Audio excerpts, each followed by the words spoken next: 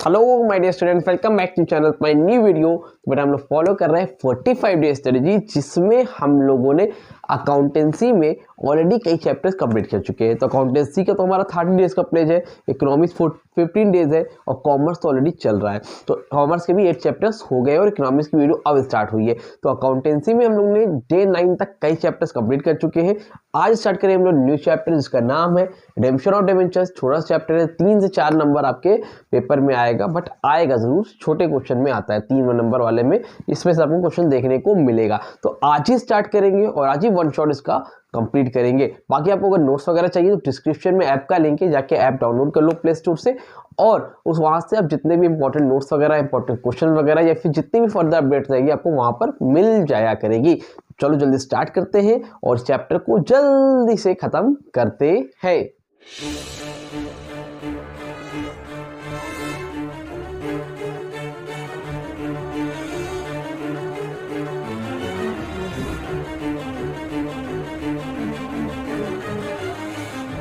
चलो स्टार्ट करते हैं और देखते हैं कि रिडेम्पशन ऑफ डिबेंचर्स में हमें क्या करना है। तो देखो बेटा, पहले ये बताओ, इशू ऑफ डिबेंचर्स आप लोगों ने पढ़ा था, हाँ कि ना?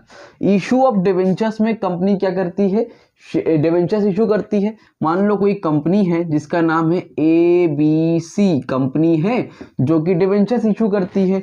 डिबेंचर्स इशू किया इन्होंने 1 अप्रैल 2010 में, ठीक है, और 5 लाख रुपए 110,000, ठीक है, 5 लाख रुपए क्या किए? इशू डिबेंचर, 5 लाख के डिबेंचर इशू किए, सारे के सारे बिक गए, मतलब 5 लाख रुपए कंपनी के पास आ गया। ये बात समझ में आ रही है? हाँ ठीक है। अब वो पार पे भी होता है, प्रीमियम पे होता है। पार पे होगा तो कैसे करना है, प्रीमियम पे कैसे होता है, डिस्काउंट पे कैसे होता है, तो वो आपको सब पता है, ठीक है, इतना आप डिबेंचर्स में पढ़ के आए हो। अब बात यहां पर यह है कि रिडेम्पशन ऑफ डिबेंचर्स क्या है सर? तो रिडेम्पशन ऑफ डिबेंचर्स का मतलब है कि जो ये 5 लाख रुपए आज आप लोगों ने लिया है, तो उसको वापस करोगे कि नहीं करोगे? जाहिर सी बात सर, वापस करेंगे। जब वापस करोगे उसको हम लोग क्या बोलते हैं? Redemption of debentures. क्या बोलते हैं? Redemption of debentures. जैसे सपोज मान लो 1 अप्रैल 2010 को आपने 5 लाख रुपए लिया, तो अब 31 मार्च 2015, ठीक है, 2015 में 11, 12, 13, 14, 15, 5 साल के बाद आप क्या करोगे? इस पैसे को वापस करोगे। जब पैसे को रिटर्न करोगे, वाले पैसे को रिटर्न करोगे, तो उसको हम लोग क्या बोलते हैं? Redemption of debentures. क्लियर है? अब मान लो एक चीज और समझो, आप लोग को मैंने बताया था कि 5 लाख रुपए लिया था और 5 लाख रुपए वापस किया। 5 लाख रुपीस लिए थे और 5 लाख रुपीस मैंने रिटर्न किए, तो उसको हम लोग क्या बोलते हैं बेटा? At par. पार पे लिया था, मतलब पार पे रिटर्न कर दिया, रिडेम्पशन, ठीक है। जब रिडेम्पशन किया, पैसा वापस किया, तो पार पे कर, जिस पैसा जितना लिया तो उतना वापस किया। तो लेकिन अगर मान लो मैंने 5 लाख रुपए लिया था और बदले में मैंने इनको 6 लाख रुपए दिया, इसको हम लोग क्या बोलते हैं? At premium. ये बात पता है आप लोगों की? नहीं पता है? पता है, नॉर्मल सी बात है, ये आपको मैंने डिबेंचर्स में बताया था, ठीक है। तो जब भी आप कंपनी जो है एक्स्ट्रा पैसा वापस करते हैं, उसको हम लोग प्रीमियम पे बोलते हैं, वो कंपनी के लिए लॉस होता है, और उतने पे ही देते हैं उसको हम लोग क्या बोलते हैं? पार बोलते हैं। यहाँ तक तो आपको पता है। और जब हम लोग पैसा वापस करते थे बेटा, तो उसकी भी आपको एंट्री पता थी, मैंने बताई थी, याद करो क्या एंट्री होती थी रिडेम्पशन में? जब हम लोग पैसा देते हैं, किसको देते हैं? डिबेंचर्स होल्डर को। तो कैसे एंट्री होती है, याद करो, याद इस तरह से होती है, 7% debentures account debit to debentures holder account. हम लोग को रिडेम्पशन की एंट्री आती है डिबेंचर्स होल्डर अकाउंट, जितना भी पैसा देना है उनको वापस वो यहाँ पे लिखोगे, 7% debentures account debit to debentures holder account, due करा एंट्री, और फिर इनका पैसा वापस करोगे तो एंट्री क्या होगी? Debentures holder account debit to 7%, sorry, debentures holder account debit to bank account. क्या ये आप लोग को पता है? आपने पेमेंट कर दी, पेमेंट ऑन रिडेम्पशन, और ये क्या है? आपने ड्यू करी थी एंट्री। ये आपकी एंट्री होती है किसकी? पैसा वापस करने की, रिडेम्पशन की। लेकिन जब ये पैसा बेटा वापस करोगे ना, ये 5 लाख रुपए लिया था, 5 लाख रुपए वापस करोगे, तो इसको वापस करते टाइम कुछ टर्म्स एंड कंडीशन है। मान लो 5 लाख रुपए लिया था और पार पे ही था क्वेश्चन, पार पे ही था क्वेश्चन, तो 5 लाख रुपए, 5 लाख रुपए, फिर 5 लाख रुपीस, और ये 5 लाख रुपीस आपने पेमेंट कर दिया, बात खत्म, ये हो गया। ये होती है आपकी रिडेम्पशन की एंट्री। लेकिन डस्टर कहाँ चला गया भैया? डस्टर यार खो जाता है, तुम लोग क्या बताऊं मैं, डस्टर क्या कपड़ा है तो भी खो जाता है। ठीक है, तो अब देखो कहने का मतलब यहाँ तक समझ गए। तो कंपनी क्या कर रही है, बात समझ में आ रही है? कंपनी जब वापस करती है तो ये एंट्री होती है, ये तो आप लोगों को पता है। लेकिन अब कुछ टर्म्स एंड कंडीशन है रिडेम्पशन करते वक्त गवर्नमेंट की तरफ से। क्या है बेटा? गवर्नमेंट की तरफ से कुछ टर्म्स एंड कंडीशंस है, उसको फॉलो करना पड़ता है कंपनी को, उसको फॉलो करना पड़ता है कंपनी को। अब टर्म्स एंड कंडीशन क्या है? गवर्नमेंट बोलती है कि आप बनाओ डीआरआर। डीआरआर का मतलब होता है डिबेंचर्स रिडेम्पशन रिजर्व। ठीक है, एक रिजर्व का मतलब एक तरह से पैसे को रिजर्व करके रखना है। मतलब देखो 5 लाख रुपए कंपनी ने आज उधार लिया है, ठीक है, लिया है कि नहीं लिया है? अब 5 साल बाद वापस भी करना है उस पैसे को, तो वापस कहां से करोगे? उसके लिए कुछ रिजर्व तो रखो। मान लो 5 साल पूरे हो गए, अब जब डिबेंचर्स होल्डर पैसा लेने आएंगे तो उनको क्या बोलोगे? उनको क्या मुंह दिखाओगे? कहोगे अभी भाई पैसा नहीं है, या फिर आपके पैसे से मैंने ये सामान खरीद लिया था, ये मशीन खरीद ली, आप मशीन लेके चले जाओ, उसके लिए पैसे है तो बचा के रखोगे। तो गवर्नमेंट चाहती है कि जो डिबेंचर्स होल्डर है, जिन्होंने पैसा दिया है कंपनी को, उनका लॉस ना होने पाए, कोई उनके साथ धोखाधड़ी ना होने पाए। इसलिए गवर्नमेंट की गाइडलाइन है कि गवर्नमेंट बोलती भैया आप लोग को डीआरआर बनाना पड़ेगा, डिबेंचर रिडेम्पशन रिजर्व आपको बनाना पड़ेगा। मतलब जो भी पैसा रिडीम करने जा रहे हो 5 लाख रुपए, उसके लिए कुछ पैसे, कोई पूरा नहीं, कुछ पैसा आपको रिजर्व करके रखना पड़ेगा। इन बीच के 5 सालों में आपने पैसा लिया 1 अप्रैल 2010 को, पैसा वापस करना है 31 मार्च 2015 को। तो जब 5 साल बाद पैसा वापस करना है तो उसके बीच का जो ये टाइम पीरियड है ना, ये इसके बीच में पैसे को रिजर्व करके रखो, ताकि आपको पैसा वापस करने के टाइम आपको दिक्कत ना हो। कितना परसेंट रिजर्व करना है याद रखो? 10%। डीआरआर कितने परसेंट बनाना है बेटा? 10% बनाना है। आपकी पुरानी बुक होगी अगर 2-3 साल पहले की, तो उसमें आपका 25% होगा, बट अब चेंज हो गया है, अब आपको डीआरआर बनाना पड़ता है 10%। यानी 5 लाख रुपए है तो 5 लाख में आपको 10% पैसा, यानी कि 50,000 रुपीज आपको क्या बनाना पड़ेगा? डीआरआर बनाना पड़ेगा बीच के इन सालों में। इससे पहले कि जब पैसा रिटर्न करो, इतना पैसा आपको बना के रखना पड़ेगा। भाई 5 लाख है, आप लोग 50,000 पहले से बना के रखो, 4.5 लाख को मैनेज करा जाएगा। ठीक है, इतना पैसा तो कुछ तो मिले। समझ में आ रही है बात? क्लियर हो रही है, हाँ कि ना? ठीक है, तो इसको बोलते हैं हम लोग डिबेंचर रिडेम्पशन रिजर्व अकाउंट। अब इसकी एंट्री क्या होती है देख लो भाई यहाँ पे पहले। ठीक है, इसकी एंट्री बेटा ये होती है, एंट्री क्या होगी? सरप्लस, एंट्री याद करो, surplus in statement of profit and loss account debit. ठीक है, surplus in statement of profit and loss account debit to debenture redemption reserve account. मैं डीआरआर लिख दे रहा हूं, आप लोग पेपर में प्लीज प्लीज फुल फॉर्म लिख के ही आइएगा, डीआरआर अकाउंट। ठीक है, अब यहां पर सर अमाउंट क्या होगा? सर अमाउंट क्या होगा? तो बेटा यहां पर जो अमाउंट होता है वो ये जो फेस वैल्यू देख रहे हो, कहाँ गई? अभी बताता हूँ। फेस वैल्यू का मतलब जितना पैसा आपको वापस करना था उस पे। ठीक है, तो अभी क्वेश्चन कराऊंगा तब क्लियर होगा, वो मैं बता दूंगा। अभी खाली के लिए एंट्री देख लो। तो डीआरआर की एंट्री क्या होगी? Debenture redemption reserve account debit to DRR account. ठीक है, फेस वैल्यू को पता होगा, आपने डिबेंचर पढ़ा होगा, जितनी भी फेस वैल्यू होगी, जो यहाँ पर होता है debenture application to 7% debentures account, तो जो 7% डिबेंचर्स अकाउंट होते हैं, प्रीमियम का पैसा नहीं ऐड करोगे ना लॉस का, जितने का था डिबेंचर, तो उस फेस वैल्यू पे जितना भी अमाउंट आ रहा होगा 10% का, उतना पैसा आप बनाओगे। इतनी बात क्लियर है, हाँ कि ना? अब सर डेट क्या होगी इसमें? तो देखो बेटा, डेट आप 1 अप्रैल से 31 मार्च के बीच में बनाना है आपको। तो आप इससे पहले की डेट कोई भी लिख लो, चाहे आप यहां पर लिख लो 31 मार्च 2014 लिख लो, आप चाहो तो 31 मार्च 2013 लिख लो, आप चाहो तो जुलाई 2013 लिख लो, अगस्त लिख लो, लेकिन इससे पहले होना चाहिए। मैं आपको सजेस्ट करूंगा, सबसे बेहतरीन आपको पड़ेगा 31 मार्च 2014। जब भी डेट आपका रिडेम्पशन की डेट है उससे पहले लिख लो। अगर 31 मार्च 2017 है तो आप लोग 31 मार्च 2016 लिख देना। आप 15 भी लिख सकते हो, 14 भी लिख सकते हो, ऐसा कोई रूल नहीं है, ऐसी कोई डेट नहीं है, ठीक है। लेकिन अगर आपको सजेस्ट कर रहा हूँ, अगर एक है तो 1 साल पहले सिंपल सा लिख लो, आपको बेस्ट पड़ेगा, ठीक है। समझ में आई बात कि नहीं आई यहाँ तक, हाँ कि ना? तो ये आपका हो गया surplus in statement of profit and loss account debit to DRR account.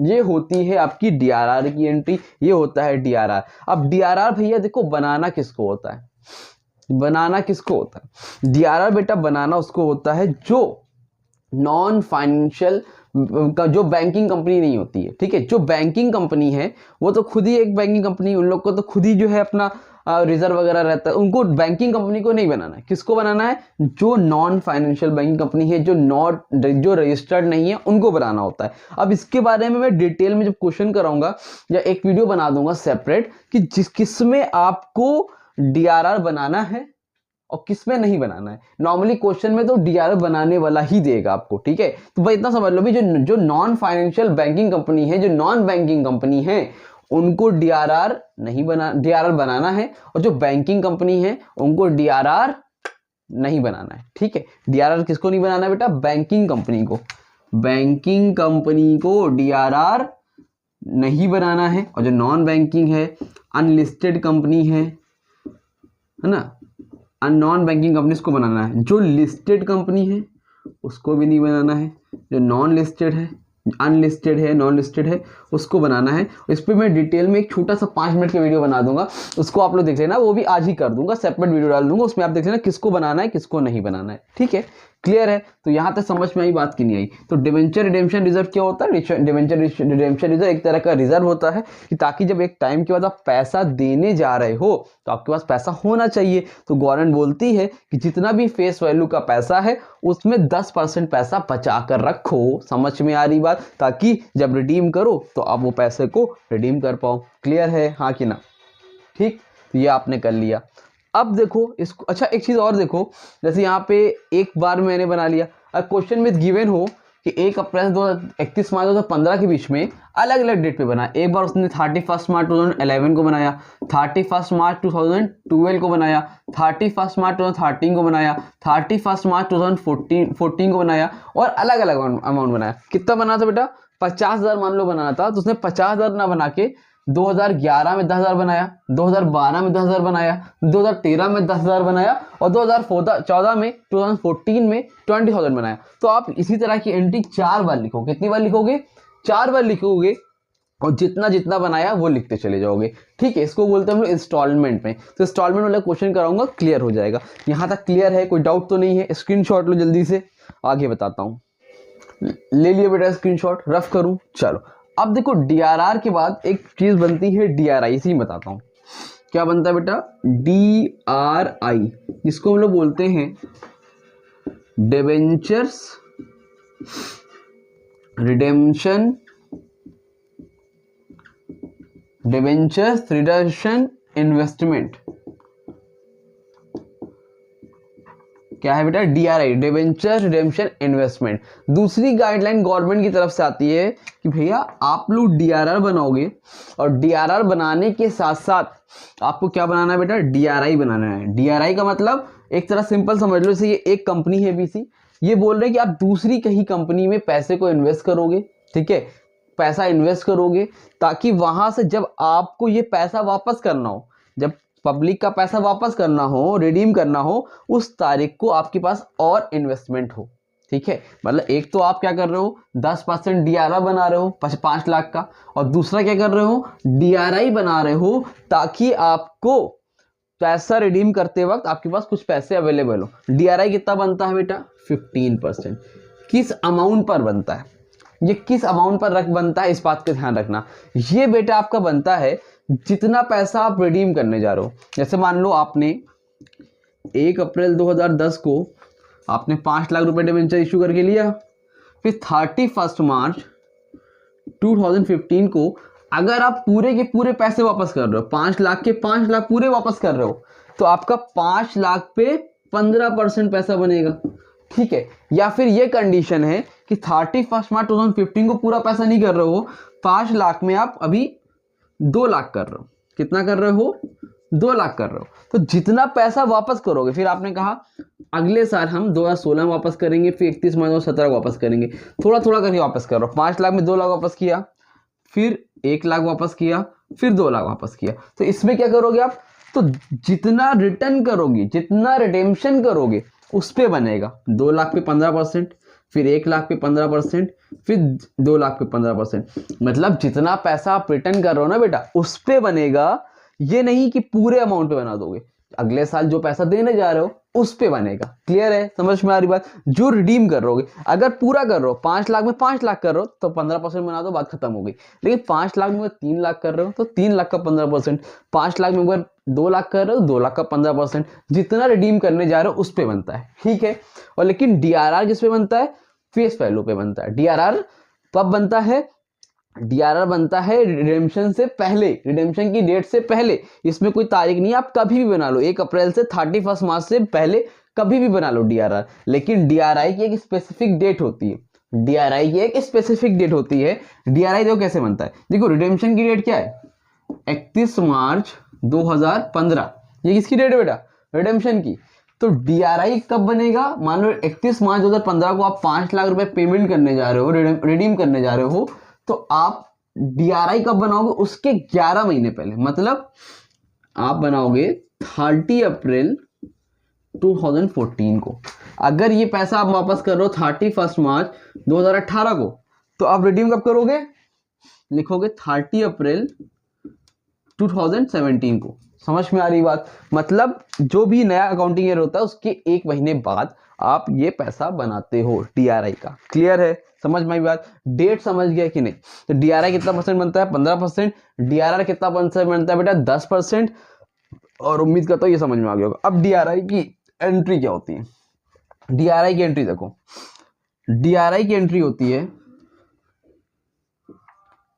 कहाँ गया, दूसरे पेन से लिखता हूँ देखो, ताकि आपको क्लियर दिखे सब कुछ। डीआरआई की एंट्री होती है, सबसे पहले लिखोगे DRI account debit, DRI account debit to bank account. ठीक है, एंट्री क्या होगी, DRI account debit to bank account. ये क्या होगी, पहले आप जब आप इन्वेस्टमेंट करोगे, तो इन्वेस्टमेंट कब करोगे, मैंने बता दिया कि रिडेम्पशन की डेट कब है, 31 मार्च 2015। तो 11 महीने क्या होगा, पहले देख लो, 30 अप्रैल 2014। ठीक है, इस तरह से आप करोगे। ऐसा नहीं, कोई रूल नहीं है 31 मार्च 11 महीने पहले। अगर मान लो कोई आपको डेट ऐसे दी हो, मान लो एक चीज दिखाता हूँ कि आप लोग सोचो 11 महीने पहले करना, नहीं। मान लो 31 मार्च ये डेट हो, 31 मार्च जगह 31 जुलाई 2015 हो, क्या हो, 31 जुलाई 2015 हो, तब आप क्या करोगे, बोलो जल्दी से। अभी इसी साल के शुरू हुआ है ना, तो यहाँ पर क्या करोगे, 30 अप्रैल 2015। क्या करोगे, 30 अप्रैल 2015। या मान लो ऐसे लिखा होता, मार्च था ना, तो ये जिस तरह से भी होगा, आगे जा रहा है ना पीछे, अगर अक्टूबर होता 2015, तो इसमें आप पीछे नहीं जाओगे, इसमें कहाँ जाओगे, 30 अप्रैल 2015। क्लियर हो रही बात। अगर ये हो फरवरी 2016, तब कहाँ जाओगे, 30 अप्रैल 2015। याद रखना, अगर नया साल है, जुलाई अगस्त सितंबर है, तो उसी साल में 30 अप्रैल, मतलब अप्रैल को नया अकाउंटिंग पीरियड जो होता है उसके 1 महीने बाद 30 अप्रैल लिखोगे। तो यहाँ पर कब डेट हो रही है, 31 मार्च 2015, तो यहाँ पर क्या लिखोगे, 30 अप्रैल 2014। ठीक है, एंट्री क्या होगी, DRI can debit to bank account.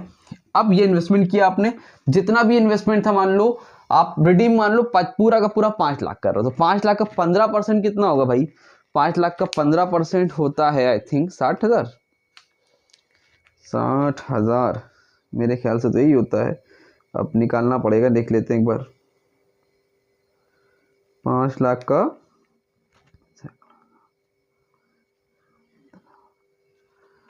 5 lakh का 15% आपका बेटा 75,000 कितना है, 75,000। तो आपने बनाया 75,000 का डीआरआई, ये आपने पहले बनाया। अब ये आपने 1 साल पहले बना लिया। अब आपकी डेट कब है रिडेम्पशन की, 31 मार्च 2015। यहाँ पर लिखोगे 31 मार्च 2015 और एंट्री क्या है, इसको उल्टा करो, बैंक अकाउंट डेबिट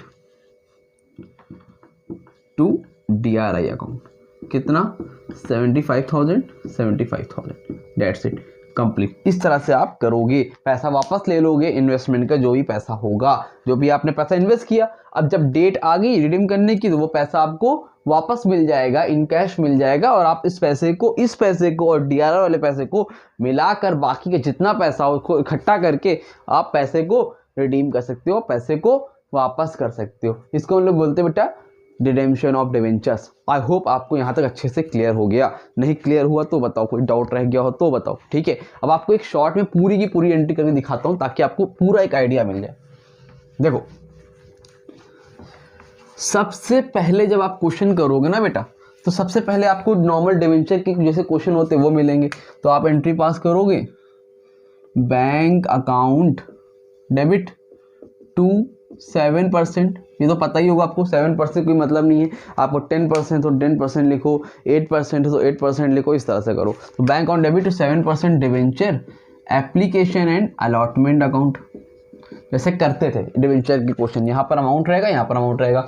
उसके बाद क्या करोगे, 7% debenture application account debit to 7% debenture account, ये नॉर्मल हो गया। अब अगर आपका डिवेंचर इशू हुआ है प्रीमियम पे तो नीचे लिख लेना to security premium.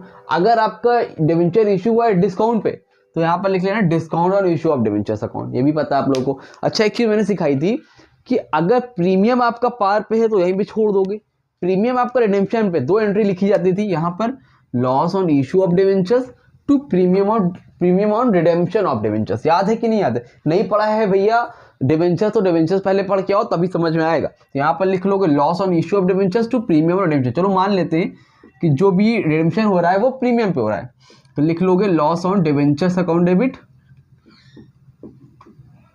To premium on redemption account, यहाँ पर, ठीक है। ये बात समझ में आई। अब अमाउंट लिख लेना XYZ वॉट एवर जो भी रहेगा, XYZ, ये हो गया। अब ये हो गया नॉर्मल खत्म। अब इतना करने के बाद आपको बनाना है DRR। DRR कब बनाना है भाई? ये मान लो 1 अप्रैल 2010 को लिया था आपने ये पैसा, 1 अप्रैल को। अब DRR बनाना आपको इससे पहले 31 मार्च 2015 से पहले, तो एक डेट हमने चूज करी 31 मार्च 2014 को, आप 13 में लिख सकते हो, व्हाटएवर, कोई प्रॉब्लम की बात नहीं है। तो आप क्या करोगे, DRR बनाओगे।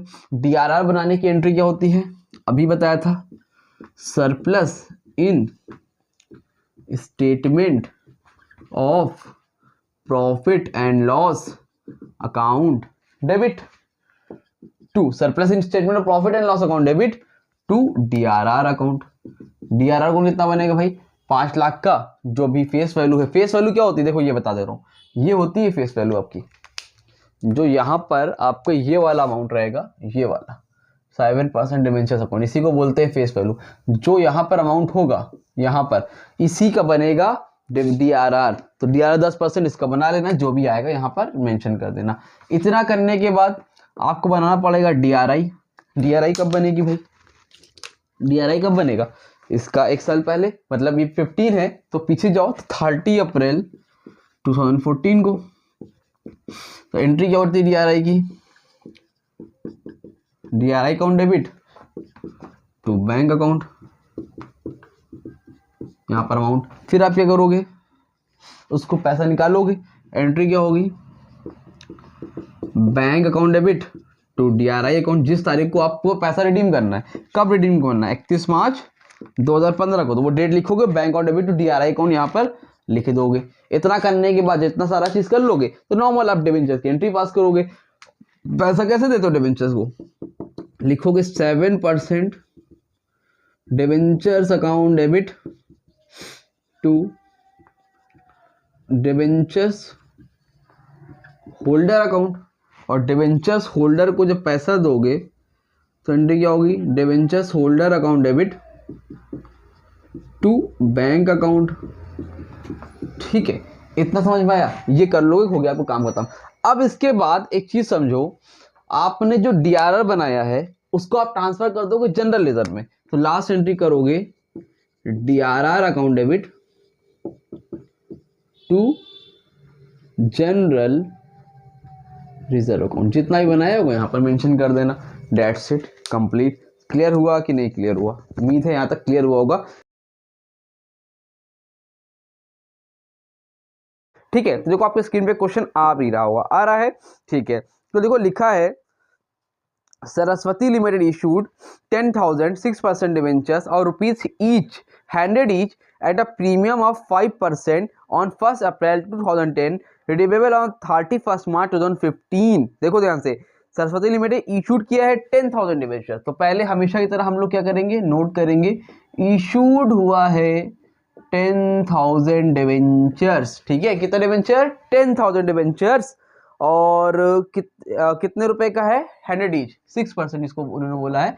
और रुपीज 100 ईच, एक डिवेंचर कितने का बेटा जी? 100 रुपीज का है। कितने का है सर? 100 रुपीज का है। फिर एट अ प्रीमियम ऑफ 5%, 100 रुपए का है। साथ ही साथ इन लोगों ने क्या किया, प्रीमियम पर भी इशू किया है। प्रीमियम कितना? 5% का प्रीमियम है। कितने परसेंट का प्रीमियम है बेटा? 5% का प्रीमियम है। अब देखो आगे, on 1 April 10 redeemable of 31 March 2015। और रिडीम कब हो रहा है? रिडीम हो रहा है कब बेटा? आपका 31 मार्च 2015 को।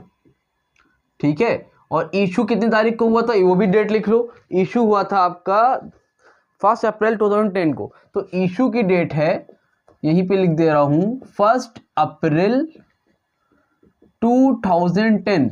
और रिडीम कब हुआ है? 31 मार्च 2015। यहां तक क्लियर हुआ कि नहीं? है ना? तो ये आपको क्वेश्चन में बोल रहा है इतने तारीख को इशू हुआ है, इतने तारीख को रिडीम हुआ है। ठीक है, अब रिडीम में कहीं ये तो लिखा नहीं है कि पार पे है, प्रीमियम पे। जब कुछ नहीं मेंशन है, यानी कि रिडीम किस पे हुआ होगा बेटा? पार पे हुआ होगा। किस पे रिडीम हुआ होगा बेटा? पार पे हुआ होगा। यहां तक क्लियर है? ठीक है, अब देखो, it was decided to invest 15% of the face value of debentures to be redeemed toward debenture redemption investment on 30 April 2014. Investment were encased and debentures were redeemed on the due date. Record necessary entries for issue and redemption of debentures. दोनों की entry हमें करनी है। फिलहाल आगे question में बताऊंगा। सबसे पहले हम लोग क्या करेंगे, एंट्री पास करेंगे। किसकी? डिवेंचर की। जैसे आप लोग डिवेंचर में क्वेश्चन करते थे, तो पहली एंट्री क्या होती है? बैंक अकाउंट डेबिट टू कितने percent debenture application account? 6% debenture application and allotment account, है ना? तो कितने डिवेंचर इशू हुए बेटा? 10,000 डिवेंचर इशू हुए हैं। और एक डिवेंचर कितने का है? 100 रुपीज का है। और उस पर 5% प्रीमियम भी है। तो 100 का 5% कितना होता है? 5 रुपए। तो यानी कि कितना हो जाएगा? 105। तो 10,000 का मल्टीप्लाई करोगे कितने से भाई? 105 से। कितने से मल्टीप्लाई करोगे? 105 से। अब 10,000 का 105 से मल्टीप्लाई करेंगे हम लोग, तो आएगा 10,50,000। हाँ, 10,50,000। ठीक है सर, कोई दिक्कत नहीं है। तो ये तो हो गया नॉर्मल। अब इसको हम लोग क्या करेंगे? ट्रांसफर करेंगे डिवेंचर्स अकाउंट में। एंट्री क्या होगी? 6% debenture application and allotment account debit to 6% debentures account. ये तो आप लोग को पता है, हाँ कि ना? अब देखो, प्रीमियम पे इशू हुआ था। प्रीमियम पे जब इशू हुआ था तो यहां पे हमें लिखना पड़ेगा टू सिक्योरिटी प्रीमियम। क्या रहेगा? To security premium. तो डिवेंचर एप्लीकेशन में टोटल जितना पैसा था वो लिख लो 10,50,000। डिवेंचर पे कितना आना था बेटा? डिवेंचर पे 10,000 का 100 के हिसाब से आना चाहिए था। 5 रुपए प्रीमियम का था, तो 100 के हिसाब से कितना हुआ? 10 लाख रुपीज हुआ। और 5% जो 50,000 एक्स्ट्रा आया था ना भाई साहब, वो किसका था? प्रीमियम का था। किसका था? प्रीमियम का था। यहाँ तक कोई तकलीफ, कोई परेशानी हो तो बता देना, ठीक है? उम्मीद करता हूँ यहाँ तक आप लोगों को अच्छे से आता था। अब अगर रिडीम में प्रीमियम होता, रिडीम प्रीमियम पे हुआ था, 2 एंट्री यहाँ पे लिख देते, loss on issue of debenture to premium of redemption. लेकिन वो तो हुआ ही नहीं, तो उसको आप भूल जाओ, उसको नहीं करना। अगर रिडीम प्रीमियम पे होगा तो 2 एक्स्ट्रा एंट्री लिख देना, loss on issue of debentures to premium of redemption, जो कि मैंने आपको डिवेंचर में ऑलरेडी सिखाया हुआ था। ठीक है, यहाँ तक कोई दिक्कत तो है नहीं। अब यहाँ तक करने के बाद ये सारी चीजें कब हुई थी भाई, डेट लिख लो, क्योंकि रिडेम्पशन में डेट की बहुत जरूरत होती है। तो ये हुआ है, और फॉर्मेट में करोगे तो फॉर्मेट तो डेट लिखोगे ही। अभी मैं समझने के लिए लिख देता हूँ 1 अप्रैल 2010, 1 अप्रैल 2010 को ये सारा काम हो गया भाई। ठीक है सर, अब इसके बाद हम क्या करेंगे, इसके बाद सीधी सी बात है, जब ये हो गया तो आपको पेमेंट करनी है। ठीक है, उससे पहले हम लोग बनाएंगे DRR। क्या बनाएंगे, DRR, यानी कि डिबेंचर्स रिडेम्पशन रिजर्व अकाउंट। तो उसकी एंट्री क्या होती है, मैंने आप लोगों को लास्ट वीडियो में भी बताई थी, याद है कि नहीं। मैंने क्या बताया था कि जो भी प्रॉफिट होता है उसी में से हम लोग DRR बनाते हैं। तो अगली एंट्री पास करो, surplus in statement of profit and loss account debit, surplus in statement of profit and loss account debit to, ठीक है, DRR अकाउंट। क्यों DRR अकाउंट, DRR के लिए डिवेंचर रिडेम्पशन रिजर्व होता है, लेकिन आप लोग DRR लिखोगे। और DRR हमें कितने % बनाना है, 10%। DRR बनता किस पे है, फेस वैल्यू पे। फेस वैल्यू कौन सी होती है, देखो ध्यान से, यहां से लेके यहां तक है, याद रखना। फेस वैल्यू हमेशा ये वाली होती है। कौन वाली होती है बेटा, फेस वैल्यू ये वाली होती है। रेड मार्कर से मार्क कर देना, ठीक है। फेस वैल्यू कौन सी होती है, ये वाली, ठीक। तो 10 लाख का 10, ये 10 लाख है भाई, 10 लाख का 10% कितना होगा, बताओ जल्दी से। 10 लाख का 10% आपका होगा 1 लाख। तो DRR कितना बनाएंगे हम लोग बेटा, 1 लाख रुपए बनाएंगे। ये समझ में आई बात। अब डेट क्या लिखेंगे सर, देखो इशू कब हुआ, 1 अप्रैल 2010, रिडीम कब होना है, 31 मार्च 2015, यानी कि 31 मार्च 2015। तो इसके 1 साल पहले की डेट ले लो, क्या लिखोगे, 31 मार्च 2014। अब आप 13 भी लिख सकते हो, आप 12 भी लिख सकते हो, 10 से 15 के बीच में वट एवर जो भी आप लिखना चाहो लिख सकते हो, there is no problem. Clear. तो ये हो गया आपका 31 मार्च 2015, ये आपने कर लिया। अब जब आपने DRR बना लिया, तो DRR बनाने के बाद आप लोग बनाओगे DRI। क्या बनाओगे, DRI, यानी कि डिवेंचर्स रिडेम्पशन इन्वेस्टमेंट, जो कि गवर्नमेंट की तरफ से बोला गया है कि 15% आपको क्या बनाना है, DRI बनाना पड़ता है। अदर कंपनी में नहीं देखा है लास्ट वीडियो तो जाके देखो। तो अब देखो DRI की एंट्री क्या होती है, DRI की एंट्री आपको बताई थी, आप लोग को तो याद होगी नहीं, चलो मैं बता देता हूं भाई। पहले करोगे इन्वेस्टमेंट, तो लिखोगे DRI अकाउंट डेबिट। क्या लिखोगे, DRI account debit to bank account, DRI account debit to bank account. अब ये बताओ DRI कितना %, 15%। ठीक है, लास्ट वीडियो मैंने ये भी बताया DRI किसका बनता है, जो अमाउंट आप पे करने जा रहे हो। इस क्वेश्चन में क्या बोला है कि investment in case debenture on the date, तो आप इंस्टॉलमेंट में तो है नहीं, 31 मार्च 2015 को आप पूरा का पूरा पैसा पे करने जा रहे हो, तो पूरे अमाउंट पे DRI बनेगा। अगर आप 5 लाख, कितना लोन था, 10 लाख था ना, 10 लाख की जगह आप 2 लाख देते तो 2 लाख पे DRI बनता। लेकिन इस क्वेश्चन में लमसम है, यानी कि 10 लाख रुपए लिए थे, 10 लाख रुपीज वापस करने, तो पूरा का पूरा 10 लाख पे DRI बनेगा 15%, और 10 लाख का 15% होता है 1.5 लाख। तो यहाँ पे लिखो 1,50,000, 1,50,000। ठीक है सर। और ये लिखने के बाद बेटा आप यहाँ पर डेट क्या डालोगे, डेट मैंने बताया था कि रिडेम्पशन की डेट क्या है, 31 मार्च 2015। तो इसके पहले वाला प्रीवियस ईयर क्या है, अकाउंटिंग डेट कब से शुरू हो गया, 1 अप्रैल 2014 को। तो यानी कि रिडेम्पशन की डेट, DRI की डेट क्या होगी इन्वेस्टमेंट की, 30 अप्रैल 2014। अगर 15 है, अगर यहाँ पे 31 मार्च 2016 होता, तो यहाँ होता 30 अप्रैल 2015, 2015 याद रखना। तो 16 है, यहाँ पे 15 है, यानी कि पीछे आओ और लिखो 30 अप्रैल 2014। ठीक है, समझ रहे हो, 15 को ना, तो 1 साल पहले वाले बैक ईयर में। ठीक, अब नहीं पता है तो लास्ट वीडियो देखो और अच्छे से क्लैरिटी मिल जाएगी। तो कितना है, 1.5 लाख रुपए, ये इन्वेस्टमेंट किया था आपने। अब आपको जिस तारीख को पैसा रिडीम करना है, पैसा देना है, तो आप इस पैसे को इनकैश कर लोगे, यानी कि अपने हाथ में वापस ले लोगे। तो कब लोगे भाई, रिडीम कब हो रहा है, 31 मार्च को। तो लिखो 31 मार्च 2015, एंट्री रिवर्स होगी, bank account debit to DRI account. Oh hello, sound slow करो। Bank account debit to DRI account कितना हो जाएगा? 1,50,000। अरे कुछ लोग बेटा यहाँ बैठे हैं और जो है अपना जो है रील ही लगा के देख ले रहे हैं, तो उसकी वजह से भी डिस्टर्बमेंट हो जाता है, तो इसलिए जो है मैंने उनको शांत कराया। मेरी सिस्टर ही यहाँ बैठी हुई है, ठीक है।